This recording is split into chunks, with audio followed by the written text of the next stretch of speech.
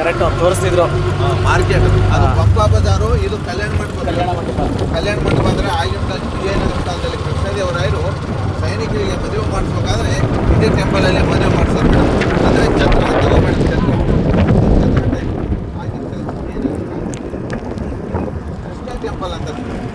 ಇದು ಮಡಿವಿ ಲಿಂಗ ಅಂತೇಳಿ ಮೇಡಮ್. ಮಡಿವಿ ಅಂದರೆ ಒಬ್ಬ ಬಡ ಹೆಣ್ಮಗಳು ಒಂದಡಿ ಎರಡಡಿ ಕೂಲಿ ಮಾಡಿ ಆ ಯಮ್ಮನಿಗೆ ಯಾರು ಇದ್ದಿಲ್ಲ ಅಂತ ಮೇಡಮ್. ಈ ದುಡ್ಡಿನಿಂದ ಏನನ್ನ ಸಾಗಿಸ್ಬೇಕಲ್ಲ ಅಂತೇಳಿ ಶಿಲ್ಪಿ ಇರ್ತಾನಲ್ಲ ಮೇಡಮ್, ಶಿಲ್ಪಿ ನನ್ನ ಹತ್ರ ಇಷ್ಟು ದುಡ್ಡಿದೆಯಪ್ಪ, ನೀವು ತಗೊಂಡು ನನಗೆ ಒಂದು ಶಿವಲಿಂಗ ಕೆತ್ತನೆ ಮಾಡಿ ಕೊಡು ಅಂತ ಇರೋದಕ್ಕೆ ಆ ಶಿಲ್ಪಿ ಆ ಯಮ್ಮನಿಗೆ ಶಿವಲಿಂಗ ಕೆತ್ತನೆ ಮಾಡಿ ಕೊಡ್ತಾನೆ ಮೇಡಮ್. ಆ ಯಮ್ಮ ಪೂಜೆ ಮಾಡ್ಕೊಂತ ಒಂದು ದಿವಸ ಐಕಾದ್ಮೇಲೆ ಇವತ್ತಿನವರೆಗೆ ಆ ಯಮ್ಮನ ಹೆಸರೇ ಕರಿತಾರೆ ಮೇಡಮ್, ಮಡಿವಿ ಲಿಂಗ ಅಂತೇಳಿ. 3 ಅಡಿ ನೀರಾಗೈತೆ, 9 ಅಡಿ ಹೊರಗಡೆ ಇದೆ ಮೇಡಮ್.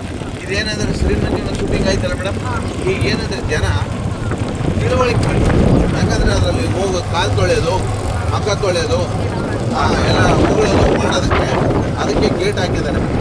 ಯಾಕಂದರೆ ಶಿವನ ಜಾಗದಲ್ಲಿ ಆ ಥರ ಮಾಡಬಾರ್ದು ಅಂತೇಳಿ.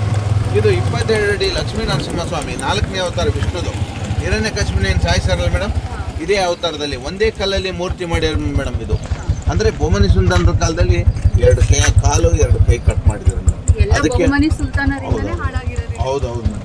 ಇದೇನಂದರೆ ಜಲಕಂಠೇಶ್ವರ ಅಂತೇಳಿ. ಬನ್ನಿ ಯಾವುದು ಈ ಕಡೆ 24 ಅವರ್ಸ್ ನೀರಿರುತ್ತೆ ಮೇಡಮ್. ಇದು ಒಳಗಡೆ ಇದೆ ಮಡಿವಿ ಲಿಂಗ, ಜಲಕಂಠೇಶ್ವರ 2 ಹೆಸರು ಹೇಳ್ತಾರೆ ಮೇಡಮ್ ಇದಕ್ಕೆ.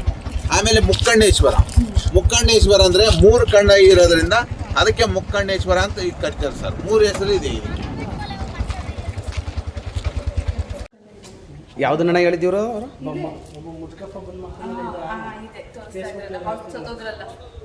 ಮುತ್ತಪ್ಪ ಇಳಿದ್ಬಿಟ್ಟು ಪೂಜೆ ಮಾಡ್ತಾ ಇದ್ದ. ಒಳಗಡೆ 3 ಅಡಿ ಆಳ ಇದೆಯಂತೆ, ಮೇಲ್ಗಡೆ ಇನ್ನು 9 ಅಡಿ ಮೇಲಿರೋದಂತೆ. ಹಿಂಗೆ ತಗೊಳ್ಳಿ, 3 ಅಡಿ ಆಳ ನೀರಿದೆಯಂತೆ. ಮೆಟ್ಲು ಇದೆಯಲ್ಲ ನೋಡಿ, ಮೆಟ್ಲು ಕಾಣ್ತಿದೆಯಲ್ಲ. ಮಳೆ ಬಡ್ದಿದ್ದಾರೆ ಮೇಡಮ್.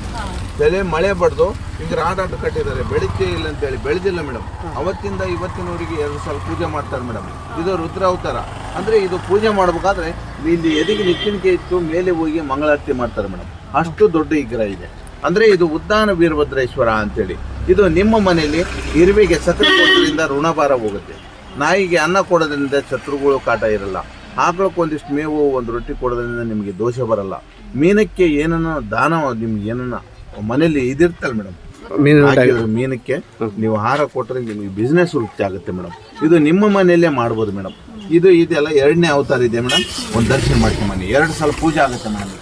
ಇದು ಉದ್ದಾನ ವೀರಭದ್ರೇಶ್ವರ ಅಂತೇಳಿ. ಮಾತಂಗ ಋಷಿ ಅಂತೇಳಿ ಒಳಗಡೆ ತಪಸ್ ಮಾಡ್ತಿರತ್ತೆ ಮೇಡಮ್. ಇವ್ರು ಮಾತಾಡ್ದನ್ನ ಅವ್ರು ಕಿವಿಗೆ ಬಿದ್ದು ತಪಸ್ ಭಂಗ ಆಯ್ತದ ಮೇಡಮ್. ಈ ಪುಣ್ಯ ಚೇತರೆಲ್ಲ ನೋಡಿಬಿಟ್ಟು ನೀವು ಆಳು ಕೊಂಪೆ ಅಂತ ಹೆಸರಿಟ್ಟು ಹೋಗ್ತಿರಲ್ಲ, ಕಾಲಕ್ಕೆ ಆಳು ಕೊಂಪೆ ಆಗಿ ಉಳಿತಿ. ಕಲ್ಲು ಮುಳ್ಳು ಏನಂದ್ರೆ ಕಲ್ಲಲ್ಲಿ ನೀವು ಕಲ್ಲಾಗಿ ಜೀವನ ಮಾಡ್ರಿ ಅಂತೇಳಿ ಶಾಪ ಕೊಟ್ಟು ಹೋಗ್ತಾನಂತ ಮೇಡಮ್. ಅದು ಅಕ್ಕ, ಇದು ತಂಗಿ. ಈ ತಂಗಿ ಕಲ್ಲು ಒಂದು ದಿವಸಕ್ಕೆ 3,000 ರಿಂದ 4,000 ಜನ ನೋಡ್ತಾರಲ್ಲ ಮೇಡಮ್. ಈ ನರ ದೃಷ್ಟಿಗೆ 1 ಕಲ್ಲು 4 ಒಳಗಿದೆ ಸರ್. ಇದು ಡೇಂಜರ್ ಇದೆ, ಯಾರು ಕುಡ್ದು ಅಂತೇಳಿ ಗೌರ್ಮೆಂಟ್ನವರು ಈ ತರ ಫಿಕ್ಸಿಂಗ್ ಮಾಡಿದ್ದಾರೆ ಸರ್. ಸೀತಾ ಗೀತಾ ಅಂತೇಳಿ ಸರ್. ಕೊಂಪೆ ಅಂದ್ರೆ ಮನೆ ಸರ್. ಹಂಗಾಗಿ ಈ ಹಂಪಿ ನೋಡೋ ಬದಲು ಕೊಂಪೆಗಿರೋದು ಎಷ್ಟೋ ಮೇಲೆ ಅಂದ್ರಲ್ಲ, ಅದಕ್ಕೆ ಈ ಕೊಂಪೆಯಲ್ಲಿ ನೀವು ಕಲ್ಲಾಗಿ ಜೀವನ ಮಾಡ್ರಿ ಅಂತೇಳಿ ಶಾಪ ಕೊಟ್ಟು ಹೋಗ್ತಾನಂತ ಸರ್. ಸೀತಾ ಗೀತಾ ಅಂತೇಳಿ. ಮಾಡ್ಲಿಕ್ಕೆ ಬಂದ್ರೆ, ಬಿಸ್ನೆಸ್ ನನ್ ಬಂದ್ರೆ ಉಳ್ಕೊಳ್ಳೋಕ್ಕೆ ಇದು ಗೆಸ್ಟ್ ಹೌಸ್ ಸರ್. ಗಂಧದ ಕಟ್ಟಿಗೆಯಿಂದ ಕಟ್ಟಿದ್ರಂತ ಸರ್. ಮಹಮ್ಮದ್ ಗಜನಿ ಅಂತೇಳಿ 17 ಬಾರಿ ತೋತಿರ್ತಾನಲ್ಲ ಸರ್.